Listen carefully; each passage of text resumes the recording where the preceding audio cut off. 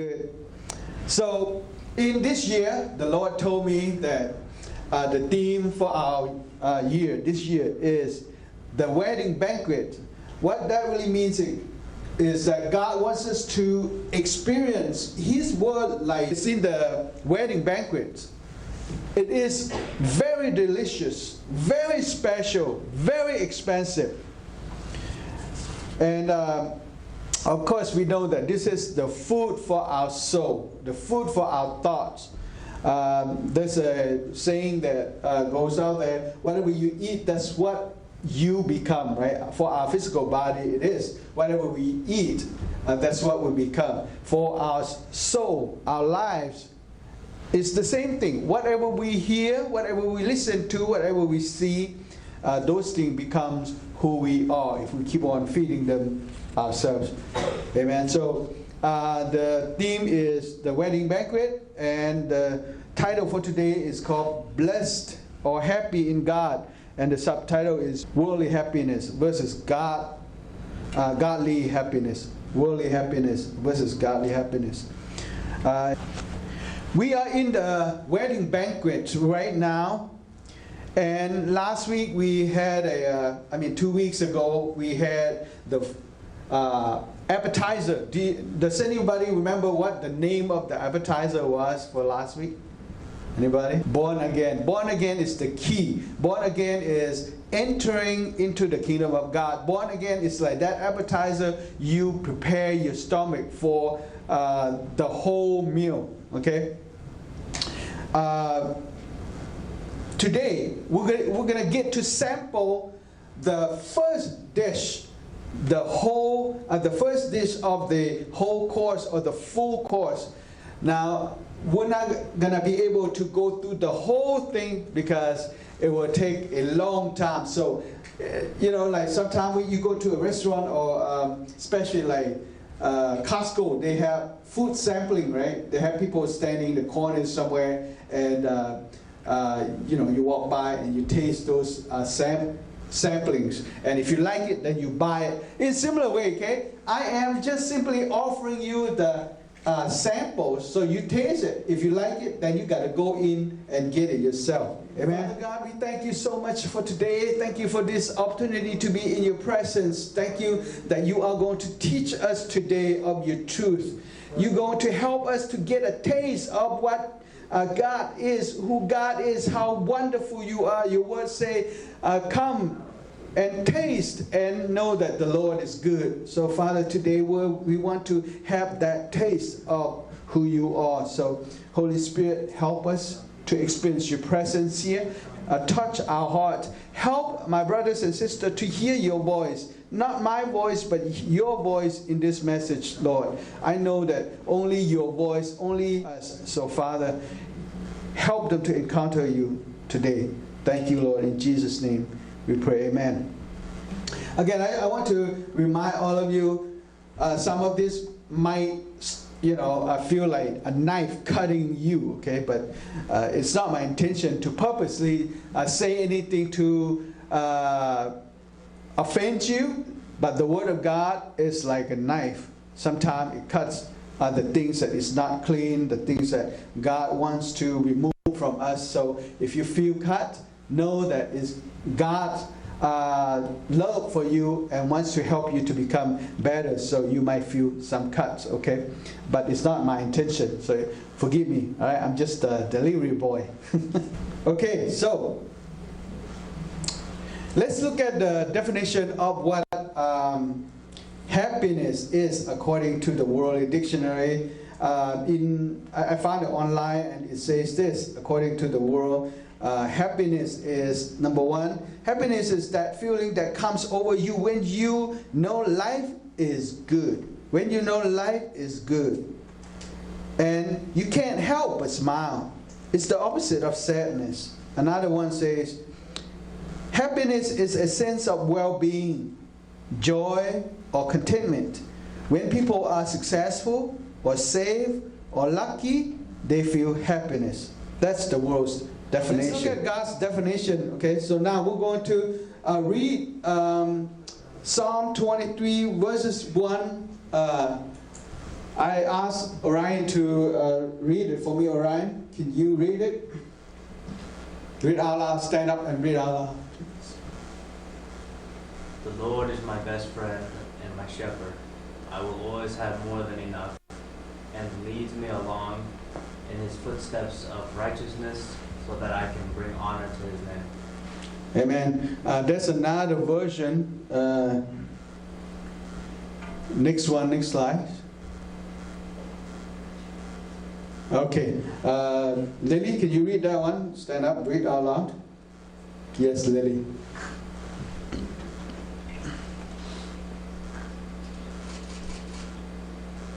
The Lord is my shepherd, I shall not want.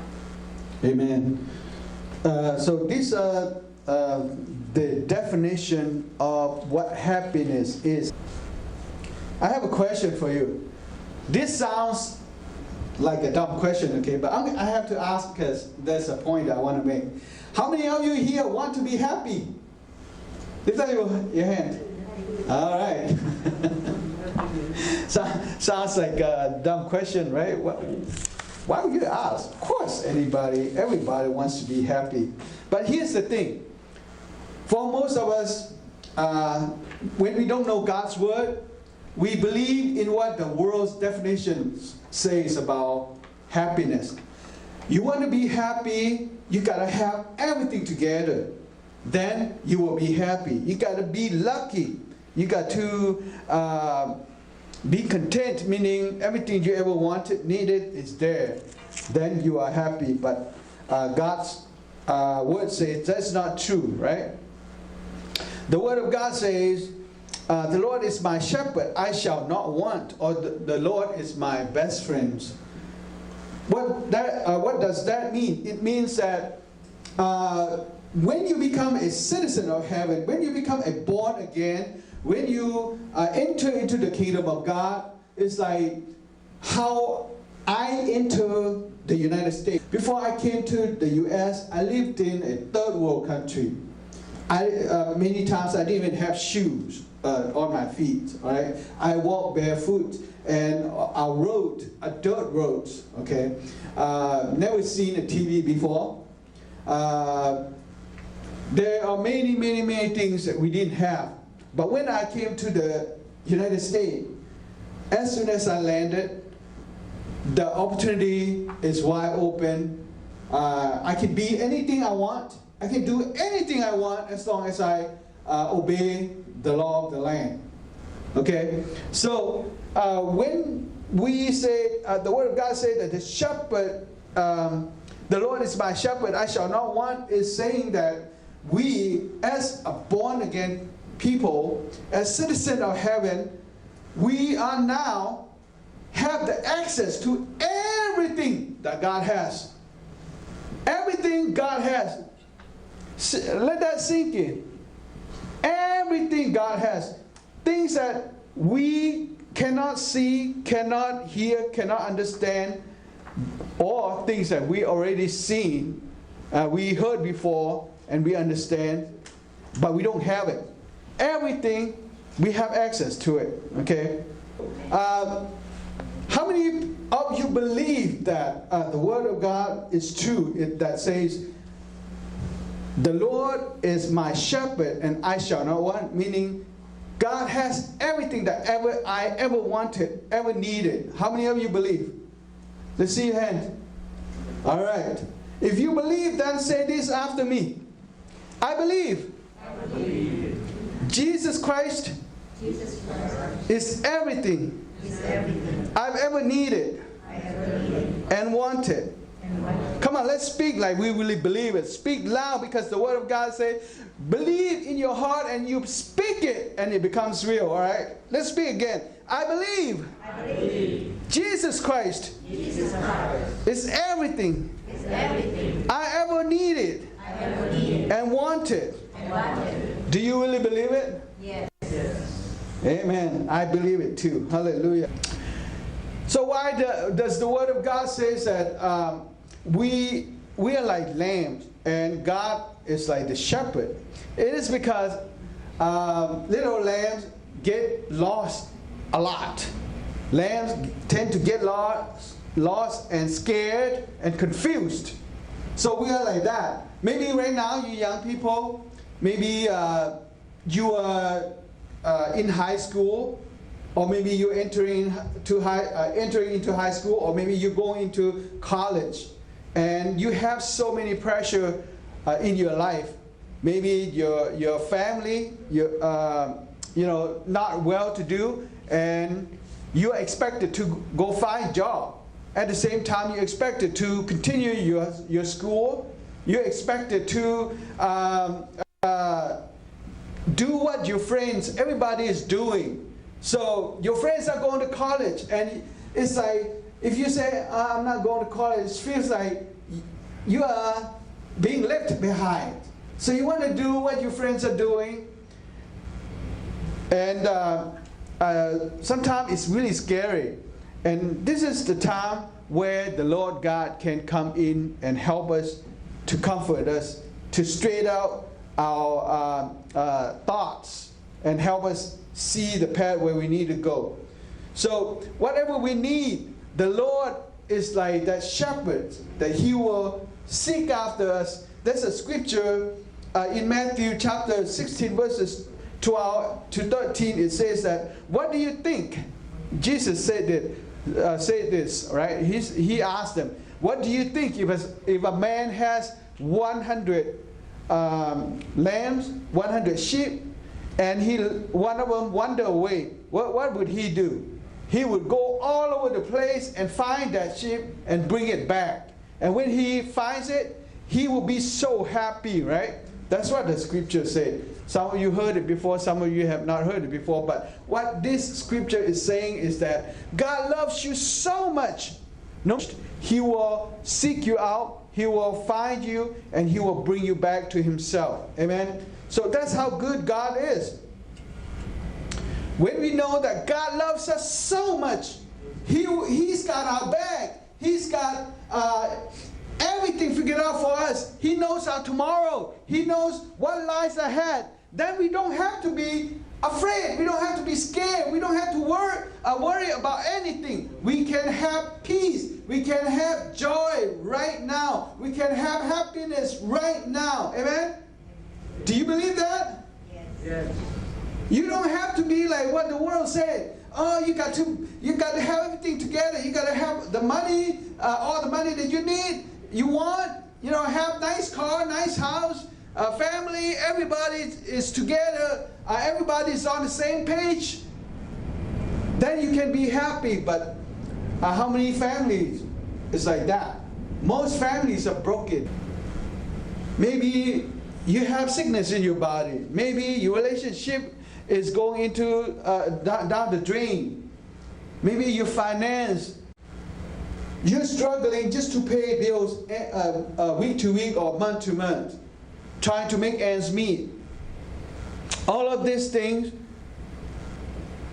if we go according to the world standard, we will never be happy. We'll continue to wait, like, wait until I have everything, then I'll be happy. But God said, no, you can be happy right now. Doesn't matter what you're going through. Doesn't matter if nobody likes you, nobody loves you, nobody wants you. Doesn't matter if your finance is a mess, your relationship's a mess, your home is chaotic. Doesn't matter. As long as you know in your heart you have Jesus, you can be happy. Amen? Whenever we say it to one another, we say, God bless you. Because today's word is blessed. Whenever we say God bless you, we are reminding that person, hey, don't worry, you got Jesus. Jesus got your back. He has everything that you ever wanted and ever needed. Be happy. That's what we're saying when we tell people, God bless you. And when they say the same thing to us, God bless you, they're saying the same thing. Hey, hello, don't be sad, don't be mad, don't be angry. Hello, don't be scared. God's got your back. You have Jesus. Jesus loves you. Jesus can help you to come out of this chaotic family or chaotic relationship or broken relationship or bad health issue, or finance, struggling in your finance, whatever you're going through right now, don't worry. Just believe that Jesus can help you and He will help you. Amen? Like my mom just shared. So it doesn't matter what you're going through, it's not too late. Say it's not too late. Say it loud and say it like you really believe it. It's not too late. God loves me. Jesus has my back. So it doesn't matter what you're going through. Okay, you young people, you are preparing to go to college, or you're going into high school, or whatever you're going through, whatever you're struggling in, don't worry. If you have Jesus, be happy. He will help you. He will take you through all this. Amen? Amen. Hallelujah. My children has a dog. They bought it for $2,800, and they love it so much. Okay, almost, okay. Give me 5 more minutes, okay? I see it, 5:02, thank you. So they love it so much. They take such a good care of it. They take it to the clinic, the vet. They do everything for it. Imagine this. This dog was purchased for $2,800. But Jesus purchased us with His own blood and life. So therefore, Jesus loves us even more. Do you believe that? Yes. So if we believe, if we know that God really loves us that much, then we can have peace, we can have joy right now. We don't have to wait until we got everything. Amen? So if we truly believe that God loves us, He's got our back, then we can feel that no matter what's going on in our lives or surround us or around us, we continue to have peace, have joy. We continue to feel like we want to sing, we want to dance. We continue to be able to love other people more, forgive them more. We are able to have faith in God more. We're able to seek Him more. We want to serve Him more. We're joyful. Doesn't matter what's going on. Even if the tornado is coming through, we still have peace. We still have joy because we know God's got our back. Amen? Do you believe that Jesus loves you? Yes. Let's say it again like you really believe. Do you believe that Jesus loves you? Yes. Hallelujah. All right, let's stand up. Let's pray. Hallelujah. Father, we thank you so much for giving us the taste of your goodness. Your word said that the Lord is my shepherd, I shall not want. Meaning everything that I ever wanted and needed is in the Lord. If I have the Lord, I have everything. I don't have to be like what the world describes. The world says I got to have everything together. I got to have everything that I ever needed, wanted in my possession, then I can be happy. But your word said, as long as I have Jesus, I can be happy right now. Father, help all of us to really take this word and go meditate it until we really believe it. I know that they heard it in their head, but many of them, the word has not sunk into their heart. Help them to receive this revelation knowledge in their heart. Lord, visit them. Reveal yourself to them. Help them to know that you love them so much. Thank you, Father. Thank you for teaching us and revealing your love to us. We bless your name. In Jesus' name, amen. So right now, if anybody needs prayer, come on out. I'll pray with you. I'll pray for you. Hallelujah. Can you play that prayer song? Hallelujah. Shalabahakato shuru. Glorious God. Hallelujah. Sabahela bakata. Sharahayalaba sanaba. Hallelujah.